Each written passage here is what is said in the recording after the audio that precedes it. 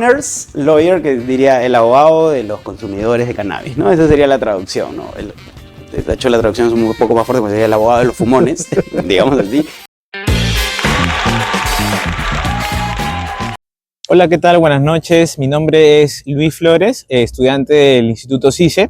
Y el día de hoy, con ayuda de mi equipo, los chicos también, mis compañeros, tanto en producción como audio y luces, estamos aquí para hacer una entrevista a un invitado especial, un podcaster que está sonando mucho junto a este grupo que vendría a ser Pitucos Marrones.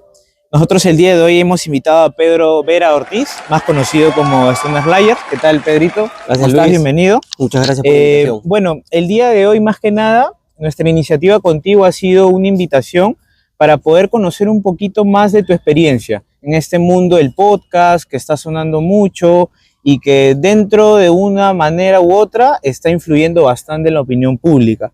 Entonces, para iniciar más que nada esta entrevista contigo, queremos que tú nos cuentes quién eres y cómo así surge la idea de ser un podcaster. Ya, ¿qué tal? A ver, mi nombre es Pedro Vera, yo soy abogado, tengo casi 20 años trabajando como tal. Aproximadamente en el 2019 yo empiezo a ver temas relacionados a defensa de derechos de personas usuarias de cannabis. De ahí viene el nombre de Stoner's Lawyer, que sería la traducción al español, el abogado de los marihuanos, el abogado de los fumones, digámoslo así. Y bueno, yo lo de los podcasts lo veo a raíz de que mis hijos, que son menores, veían mucho YouTube y descubro que existía un rubro de personas que se dedicaban a hacer transmisiones en vivo, streamers y otros. Okay. No lo entendía porque soy de otra generación. Claro. Y en paralelo, en algún momento Diego Guayguaya del grupo de Pitucos Marrones, que me conocía por el tema justamente del activismo sobre el cannabis, porque él también es un activista, me invita a un par de programas. Y ahí un poco me desenvuelvo como soy. Como ven ahora, es un programa en vivo, es un formato distinto. Y luego me proponen hacer un programa y la idea era hablar un poco de política, de temas legales, desde una óptica diferente a la que normalmente estamos acostumbrados. Y es ahí donde empiezo con el mismo personaje con el que ya venía trabajando, con el mismo seudónimo con el que ya venía, o alias con el que venía trabajando, a ver los programas que de alguna manera se han hecho conocidos como bien has mencionado y que van llegando o tienen un alcance mucho mayor, ¿no? Ok, y de esa manera es como tú llegaste a formar parte del equipo Pitucos Marrones. Correcto. O sea, fue más que nada por tu influencia en el tema tanto quizás de opinión pública políticamente como por tu profesión, pues, ¿no? Por tu profesión como abogado, ¿me comentas? Sí, de hecho parte de la crítica que hacíamos es que veíamos que muchas noticias eran comentadas desde una óptica sesgada por los medios de comunicación, que básicamente tienen intereses de por medio al momento de brindar la información a la ciudadanía, y que nosotros, al no tener ningún tipo de financiamiento, no teníamos ningún sesgo mayor al nuestro, ¿no? Y somos de una corriente más, digamos, de izquierda, más crítica, más orientada al grueso de la población, y desde ese punto de vista es que íbamos a hacer las críticas, y creo que eso es lo que de algún momento marca la diferencia con relación a otros programas que ya existían hace casi 2 años que yo empecé a salir. Claro, porque, o sea, muy aparte de este tema, ¿no? Como tú lo mencionas, que, bueno, ¿no? Quizás la televisión de hoy en día puede ser una pantalla de humo, ¿no? Que trata de camuflar ciertas cosas que están pasando, ¿no? Dentro de nuestro país. Como te digo, muy dentro de eso, ¿no? El tema de los podcasts, como tú dices, es lo que está sonando ahorita, y de una u otra manera es una plataforma donde ustedes, como opinión pública, pueden ser transparentes tanto como para su público oyente de Pitucos Marrones, como también ustedes, siendo pueblo peruano, quieren levantar su voz, ¿no? Hablando de la política, obviamente, y absorben bastante el tema de público juvenil y creo que también adultos en el tema de oyentes. Entonces, creo que eso abarca bastante el tema de cómo se están desarrollando con este tema de los podcasts, ¿no? Y, o sea, me causa bastante interés específicamente cómo nació esa chapa tuya, ese alias que te pusieron de Stoner's Lawyer, si estoy pronunciándolo bien, y qué representa para ti. Lawyer. en realidad, como te comentaba hace un momento, la chapa, digamos así, o el seudónimo lo tuve que poner yo a raíz de que hoy por hoy todas las carreras, me imagino que sucede lo mismo en la suya, tienden a la hiperespecialización, la gente se perfecciona, se especializa en submaterias dentro de la materia de su especialidad. Entonces lo que yo veía era que en Perú, si bien hay un consumo de un gran grupo de la población de la sustancia denominada cannabis sativa, no había nadie, ni menos abogados, que se dedicaran a defender a las personas que se veían envueltas en esos problemas. Entonces, obviamente, como idea de negocio era lo que pensaba desarrollar, pero a la vez decía, ¿cómo hago marketing? ¿No? Que es un tema que los abogados básicamente no nos enseñan. Y para hacer marketing decía, necesito un nombre, necesito un denominativo, algo que pegue y que enganche y que sea así rápidamente entendido por cualquier persona, tanto aquí como afuera, ¿no? Porque una visión ya más global del asunto. Hay muchos abogados en el mundo que se dedican a hacer lo mismo que hago yo acá, pero acá digamos que yo debo ser el primero o el segundo, y sobre todo el que se mantiene vigente. Entonces, me llama la atención porque, claro, tú me dices, es The Stoner Lawyer, sí, efectivamente es The Stoner Lawyer, que sería el abogado de los consumidores, claro. Pero la gente ya hoy por hoy en la calle me saluda como Stoner. Stoner, claro, no dicen todo el tema largo, es ahí está el Stoner, y es como, ya, esa no era la idea, pero tampoco le puedo decir a la gente si ya reivindica un nombre o decide llamarme de una manera porque es el cariño que tienen, bienvenido, ¿no? Ok, y hablando más a fondo ya, por ejemplo, del programa en sí que tienes junto a los muchachos de Pitucos Marrones, ¿cuál crees tú que ha sido el episodio o debate de repente más intenso que han tenido, que tú recuerdas dentro del programa? Bueno, el primero de los más intensos fue con Paolo Benza, que es un reconocido periodista, que además tiene una posición política totalmente de derecha, que digamos que se opone y va a cuestionar muchos de los aspectos fundamentales o centrales o las premisas de las que partimos los que venimos los que tenemos un pensamiento de izquierda, ¿no? Diría que ese es uno de los primeros porque fue valga la redundancia, la primera oportunidad en la que yo estuve con otra persona en vivo y lo interesante, como te decía hace un momento, es que todo esto se desarrolla en vivo, o sea, el espacio para el error no es muy amplio y vas a quedar registrado con cualquier tontería que puedas decir. Exacto. Y de ahí ya cuando hemos empezado a entrevistar precandidatos presidenciales, le hace Philip Butters, porque yo pues tengo más de 40 años y a Philip Butters lo he visto en la televisión casi toda mi vida, en la radio toda mi vida, sé cómo es, son candidatos o son personas que tienen bastante presencia, bastante dominio de la cámara, de la escena, de la situación. Además me había peinado, te investigan, y ahí me iba dando cuenta que tanto como uno puede investigar a la persona que va a entrevistar, ellos también te pueden investigar y saber por dónde poder golpearte. No es un tema tan, digamos, amigable. Y de ahí deben haber venido los que son candidatos a la presidencia, no tanto López Chao o el señor Nieto, ya no porque sea intenso, sino por la responsabilidad de tener que entrevistar a un posible candidato y poder influir en el voto de las personas, ¿no? Exacto. Entonces, esto es lo que, digamos, más me ha llamado la atención. Ha sucedido casi a los 2 años y como tú dices, el hecho de que la gente te vea o considere que tu opinión tiene mediana validez, para mí traslada una responsabilidad que no me imaginaba tener en otra situación, ¿no? Claro, es verdad, sí te comprendo bastante. Y es muy, muy loco también lo que tú me cuentas, ¿no? El tema de, por un lado, el tema, ¿no? Como te digo, de la carrera en tu abogado, tu profesión, y por otro lado, el tema del cannabis, esa fusión, y que se pueda hacer este tema de influenciar y ser una suma más al tema de Pitucos Marrones, al equipo más que nada.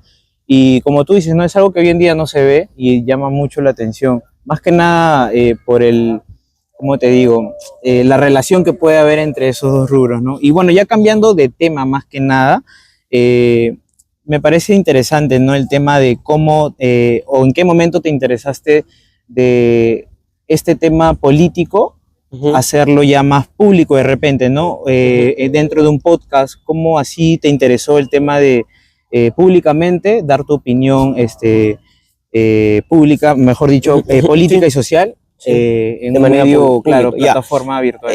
Y creo que también o sea, todo es político en realidad, ¿no? Toda la vida es política, todas nuestras decisiones están relacionadas con la política y la política influye directamente en nuestra vida, sea a nivel nacional o internacional. Lo ves ahorita con alguien desató una guerra y la gasolina se dispara y eso influye en todos los mercados y en los costos y en el costo de vida, etc. Entonces, ¿qué sucedía? Que, como te decía al inicio, yo no veía voces de la izquierda que pudieran sintonizar o generar empatía con ciertos sectores de la población, ¿no? Y ahí también creo que va un poco la lógica del programa de Pitucos Marrones, ¿no? Pitucos Marrones puede ser la gente y una estructura social como la peruana que, si bien forma parte de la clase media o de una clase que se denomina A porque ya tienes un ingreso económico determinado y tienes condiciones de vida determinadas, en realidad no vas a formar parte de un sector A que es multimillonario y que toma decisiones sobre este país. Entonces, en esa lógica de ser de un grupo excluido que, si pierde el trabajo, pasa a ser pobre inmediatamente, obviamente creo que había un tema de conciencia de clase, que es como lo denominamos yo, de reconocerte que eres proletario, ¿no? Y de salir un poco de ese engaño que yo siento que mucha gente de mi generación o quizás de mi entorno, de mi nivel socioeconómico, percibe, que es que ellos se consideran clase alta, cuando no necesariamente son clase alta o probablemente nunca lo sean. Entonces, entender que para generar un país justo, con equidad, habría que plantear el diagnóstico abiertamente y decir, oye, este es el diagnóstico, nuestro país es desigual, nuestro país tiene problemas, hay una mala distribución de la riqueza y se requiere corregirlo desde adentro, ¿no? Y por eso es que tomó esa decisión, más allá de si el efecto va a ser el deseado o se va a lograr el resultado, es poner la voz en alto, sin miedo, ¿no? Porque finalmente a mí, y eso también va de la mano con el término del programa, una de las cosas que yo argumentaba y siempre digo es que una persona privilegiada, quizás de una tez no tan oscura, que haya recibido una educación también privilegiada, privada, en una de las mejores universidades, venga y te diga, oye, todo esto está mal, quizás le da más validez, así como cuando tienes algún tarado subnormal, hijo de buena familia, que le regalan un trabajo y lo ponen en algún noticiero y la gente lo escucha, solo por el hecho de que le pones un terno y viene de una buena familia y tiene un buen apellido. Y bueno, lo podemos hacer lo mismo, pero al revés y más chévere. Es verdad. ¿No? Esa fue la lógica. Es muy realista lo que tú dices. Y bueno, justo con la pregunta anterior, habías mencionado, ¿no? Te escuché que dijiste, y más ahora que estamos en temporada de elecciones, votos, ¿no? Lo mencionaste. Entonces, ¿tú crees o qué tanto crees tú que están influyendo tanto los podcasts, en general, creo que creadores digitales de distintas plataformas, qué tanto crees tú que están influyendo en la opinión pública? Más ahora, en la actualidad, que estamos cerca ya al tema de los votos y elecciones, como lo había mencionado hace un momento. Sí, o sea, creo que hay que tener en cuenta que llevamos 10 años en una profunda crisis que se deriva del hecho de que el fujimorismo no haya podido ganar la elección en el 2016 y eso ha impactado en la sociedad de una manera nunca antes vista. De hecho, hace algunas semanas yo tenía una preocupación profunda respecto a que solo 3 partidos logren superar la valla electoral y terminemos copados, o el poder termine copado por Renovación Medieval, Fuerza Popular y Alianza para el Progreso, del partido de Acuña. Y de alguna manera les explicaba a mis oyentes, a las personas que me ven, que lo mejor que podía ocurrir era un tema de diversidad, era un tema de evaluar otras alternativas de voto, no necesariamente aquellas por las que siempre se opta, porque más allá de si eres de derecha o izquierda, tienes alternativas de elegir. Y lo que veo, por suerte, en las últimas encuestas es un reflejo de que efectivamente la gente ha comenzado a evaluar más opciones. Y respondiendo a tu pregunta, creo que si hay algún nivel de influencia en lo que hacemos los streamers, si ves otros programas como el de Curwen o los rankings en DataTube respecto a los programas y a los resultados de vistas en los días de debates, son elevadísimos normalmente al promedio que solemos hacer. Sí. Es sorprendente, pero también es interesante porque sabemos que el peruano decide su voto en el debate. Entonces, de esa manera, muchas personas, así como yo, pueden influir en la mejor toma de una decisión. Porque tú puedes ser de derecha y tienes una gran alternativa de partidos, y puedes ser o de izquierda y también vas a tener cierta alternativa, no tan grande, pero no tienes que elegir lo peor, como es lo que normalmente nos orientarían a hacer los medios tradicionales, ¿no? Sí. Es o eligen a Porky o eligen a Keiko porque son los únicos. No, también hay alternativas de centro que son perfectamente aceptables, menos cuestionables, menos vinculadas a crimen organizado, a mafias, a corrupción, ¿no? Entonces, confío en que esta tendencia siga y que hacia una semana antes de la primera vuelta, tengamos claro un escenario en el que ese 10% que tienen estos dos grupos políticos más grandes no sean mayormente o sigan a la baja. Eso sería el máximo reflejo. Que estén estancados me tiene muy feliz y considero que que sí se produce el resultado de los programas, ¿no? Tú ya has visto estos días ya el tema del debate y Sí. todo. Hemos estado haciendo seguimiento permanente al debate. Es interesante además cómo todo el tema informático, audiovisual, cómo se replican los momentos del debate y cómo la gente recurre a la tecnología para hacer búsqueda respecto a los candidatos y a los perfiles que tiene cada uno de ellos, porque nuevamente, si no tienes un debate de ese tipo y no tienes medios digitales que los reboten, la gente no se entera de quiénes está postulando, claro, ¿no? y de quiénes son, Y mejor menos dicho. quiénes son, y puedes ver también que los que siempre están no son los que mejor debaten. Es Y verdad. quizás no son los que tengan los mejores perfiles tampoco.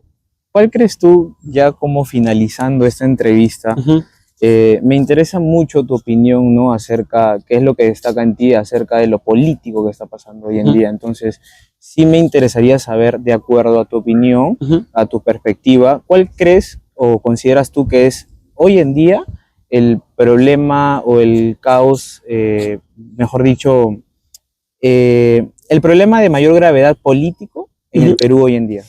Creo que es un problema que arrastramos casi 200 años en realidad, y es que nos cuesta tener un tema que nos identifique a todos en común, algo que nos unifique. Nos cuesta ser aceptados en nuestras diversidades, ¿no?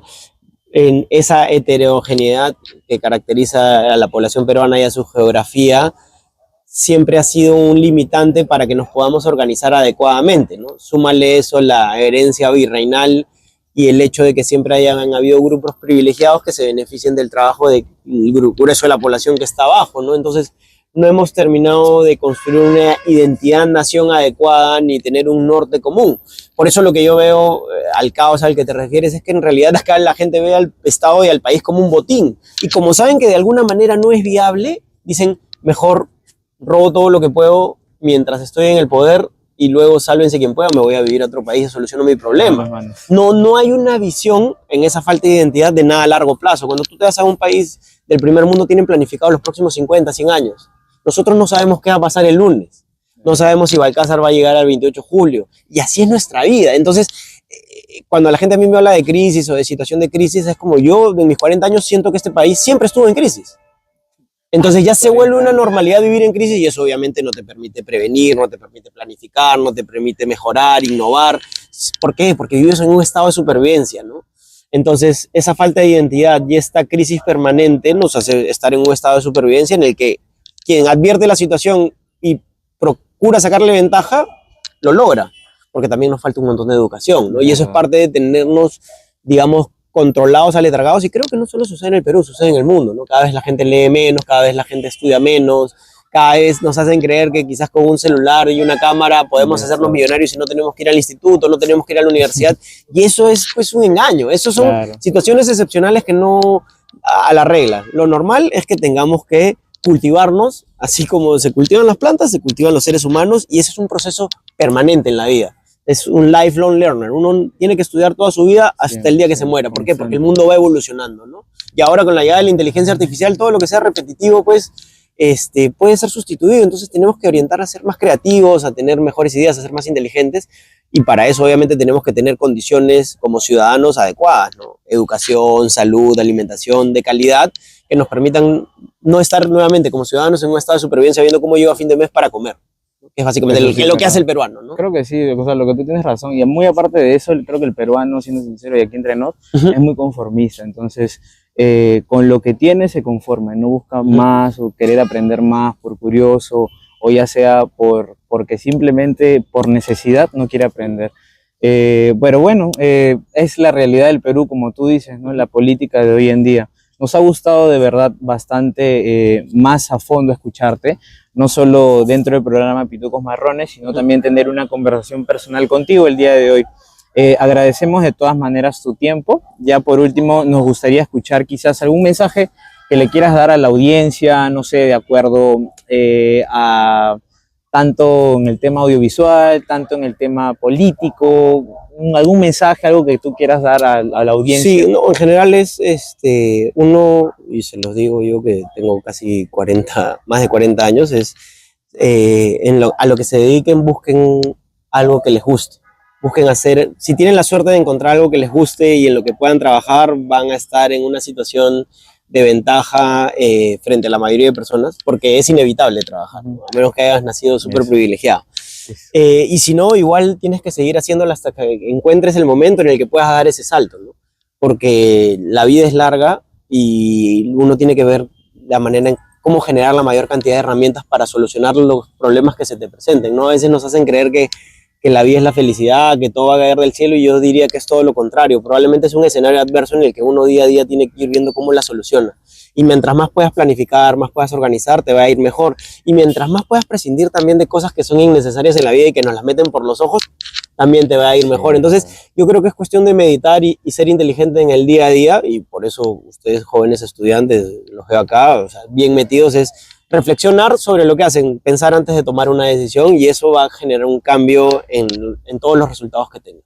De verdad, no, en serio, gracias por tu tiempo y más que nada por también, muy aparte de ser podcaster, ¿no? Tu opinión pública, en realidad, como hoy dicen todos hoy en día, suma bastante, ¿no? Más que nada por la transparencia que transmite tanto tú como el programa Pitugos Marrones.